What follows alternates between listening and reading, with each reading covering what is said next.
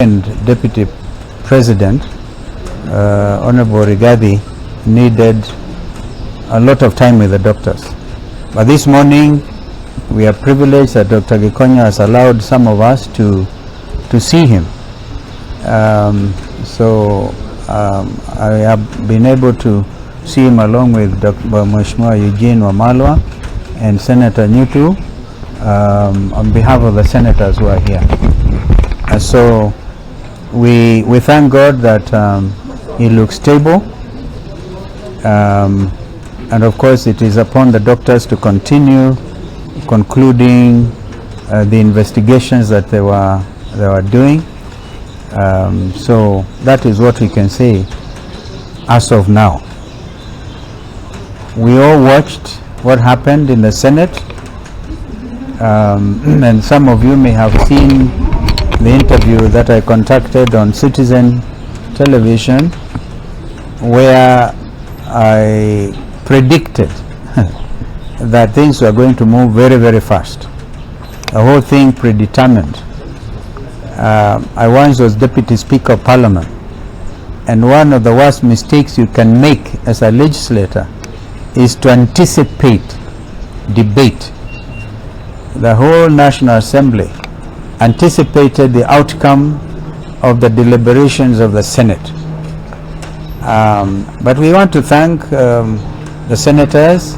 We want to thank the legal. As has been said, it is historic, and it's all because of Constitution 2010, which is why we are saying he is the second deputy president. Even as we speak, he is still deputy president. So I was the 10th vice president. Eugene Wamalwa's elder brother was, what version was it? The eighth. So these things are important. It's part of our history. It's part of our heritage as a people. And we are in the process of consolidating our nationhood as a country within the community of nations. But what happened in the Senate last night was, as historic as it was, it had serious flaws. And clearly, I think Kenya should expect a protracted legal arguments, because we didn't even discuss this with the Honorable Gachagua, but we are aware that his teams have already moved to court. It's expected.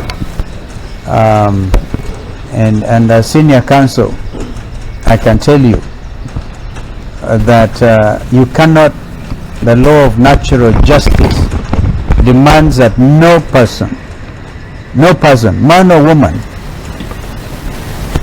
shall be condemned unheard.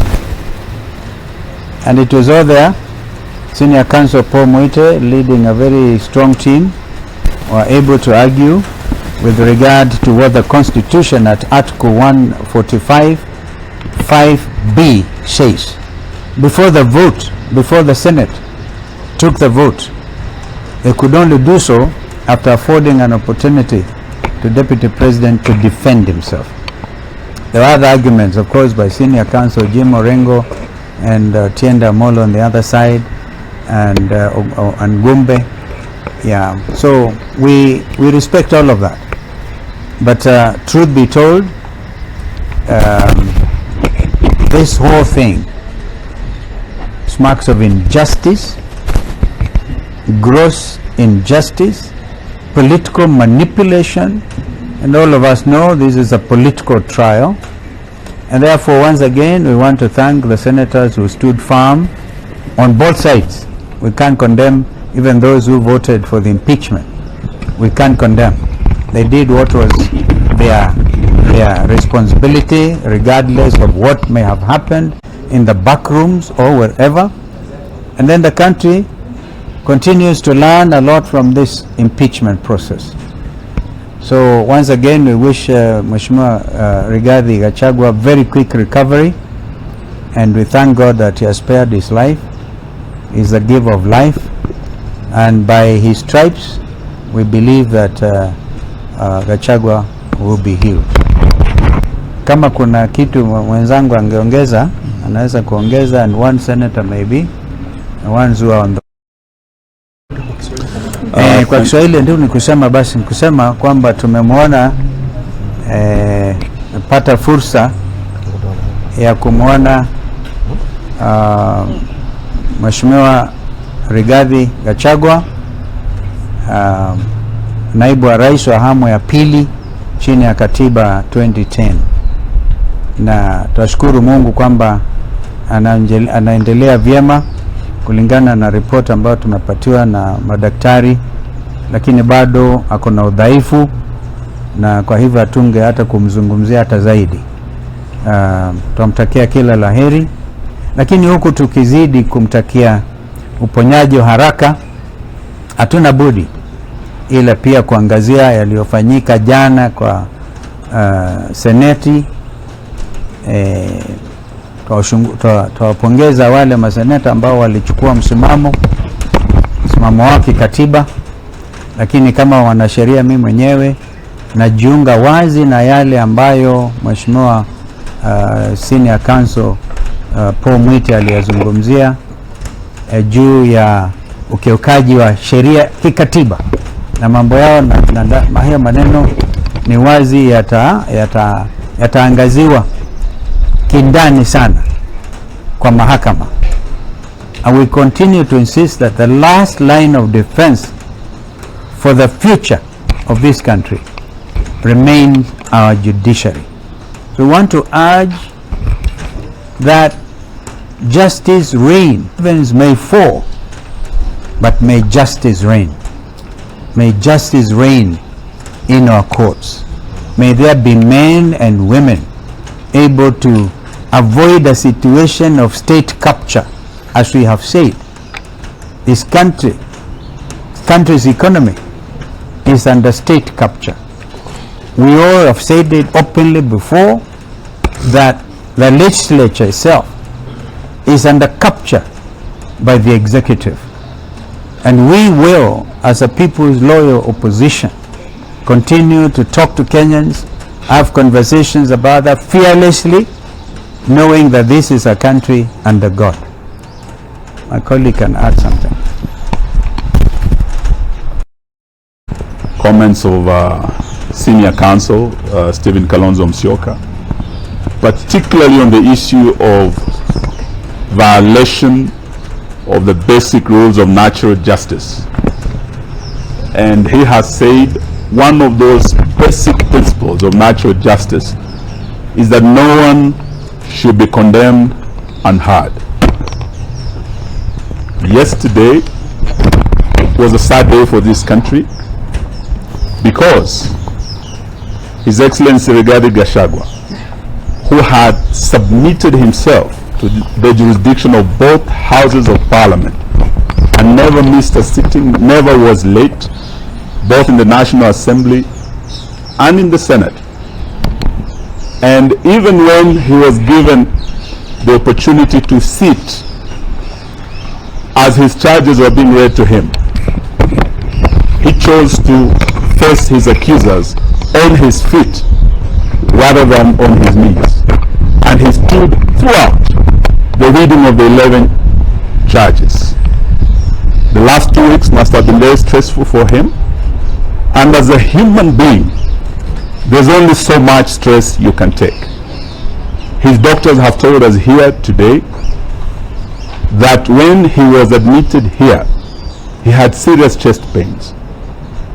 In fact, he had very high blood pressure. The stress he had gone through, he was short of getting a stroke. But they admitted him, they have managed him overnight. And we thank Dr. Gikonyo and his able team of doctors for the good care they have given His Excellency Rigathi Gachagua. But for Parliament, if we ever doubted that our Parliament is under capture by the executive, a very overbearing executive, last night was our evidence. Our Parliament is dancing to the tune of the executive the National Assembly and the Senate. There was no reason why these proceedings could not have been postponed until Saturday. What was the hurry? When Speaker Kingi withdrew to his chambers, what were his instructions? We suspect and we believe he was told by stroke of midnight, you must be done with this man. And that is what happened. The law is clear, the rules are clear. If they had a special committee, they had 10 days. We do not have a limitation for the plenaries. Why was the Senate hired to crucify this man and bury him politically? All we can suspect is that Mutuse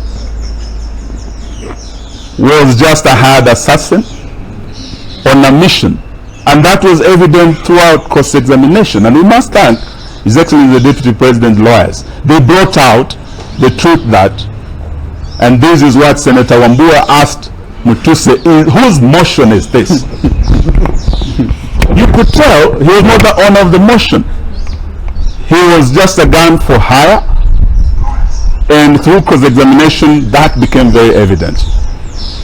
But today, apart from the principle of a man not being condemned and hard, especially when he's on his back in a hospital bed, the second principle that was broken by the House, which is a fundamental principle of natural justice, is that you shall not be a judge in your own cause. The rule of bias is a very basic principle of natural justice.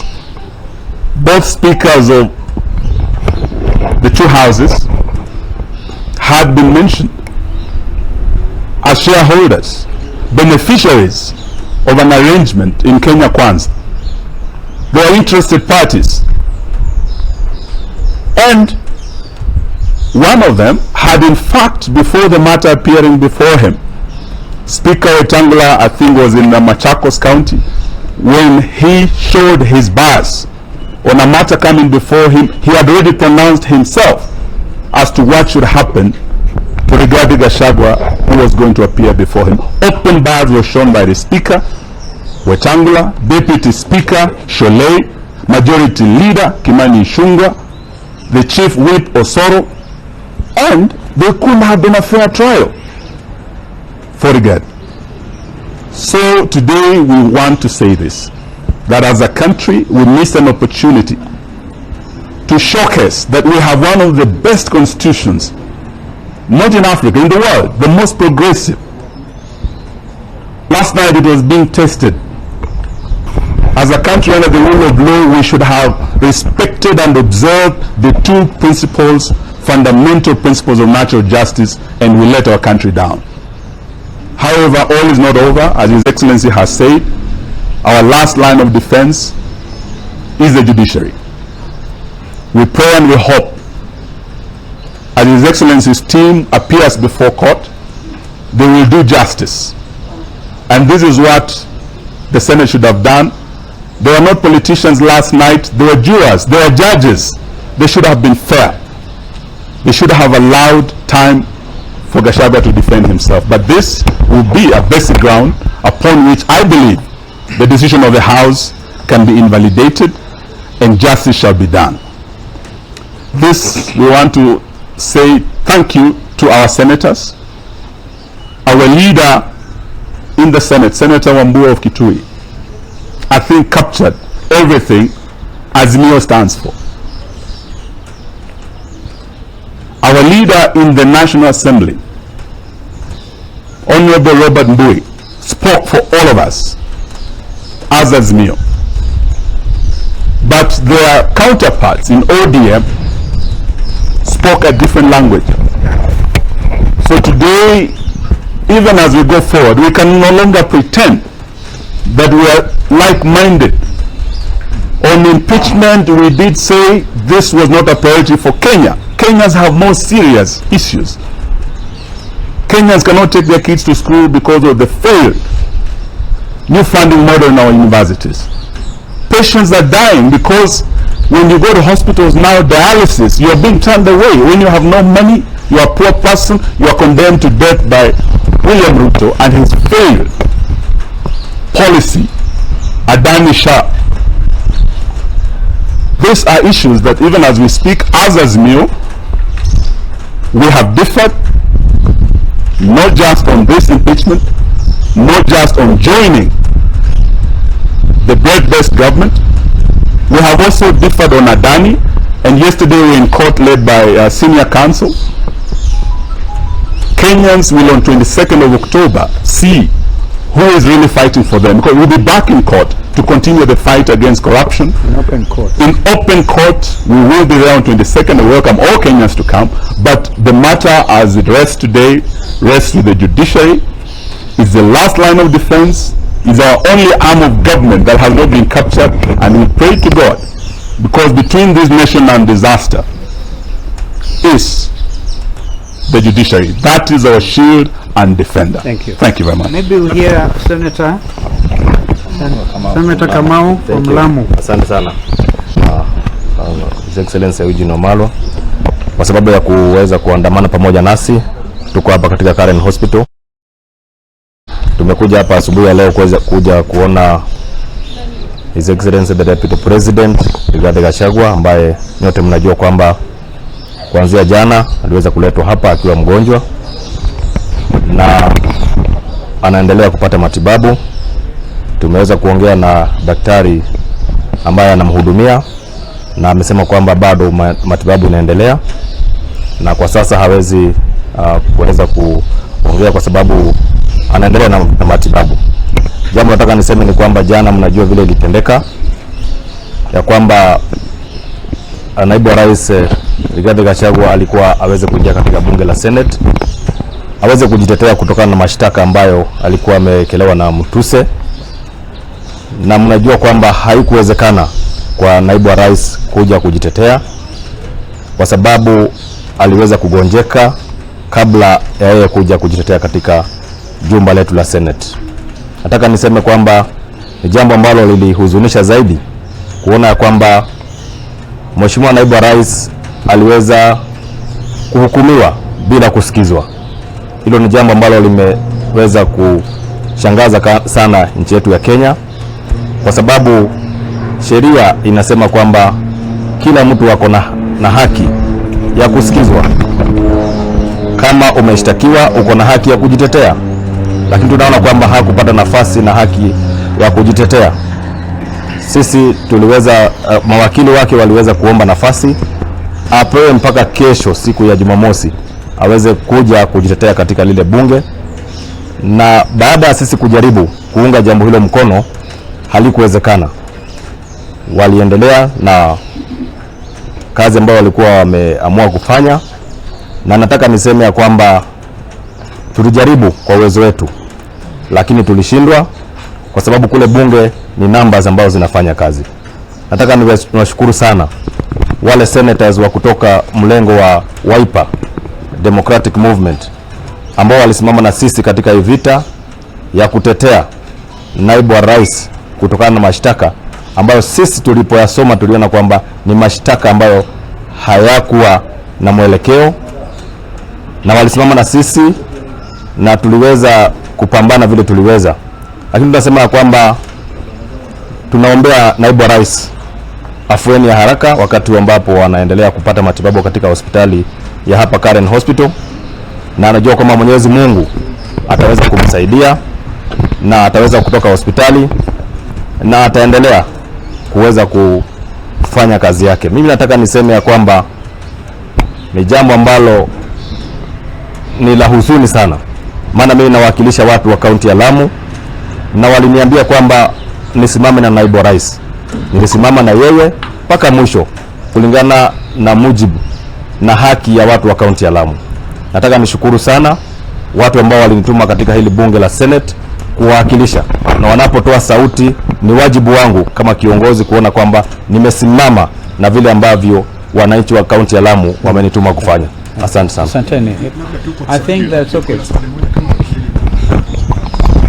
Naona tayari nimetaja kuna brigade kama DP tayari kuna jina ambalo limependekezwa na Rais William Ruto ambalo ni jina la hili linaweka wake kama taifa na kama wakili. Kutajwa ni one thing na kuidhinishwa ni jambo lingine. Hivi tunavyozungumza, His Excellency Rigathi Gachagua is the second deputy president of the Republic of Kenya, but we shall see what happens going forward. Kilinganisha kwamba yeye tayari mawakili wake wameenda kwa mahakama na vile vile bunge pia inaendelea na hizo shughuli zingine ambazo wamezitaja. Another question?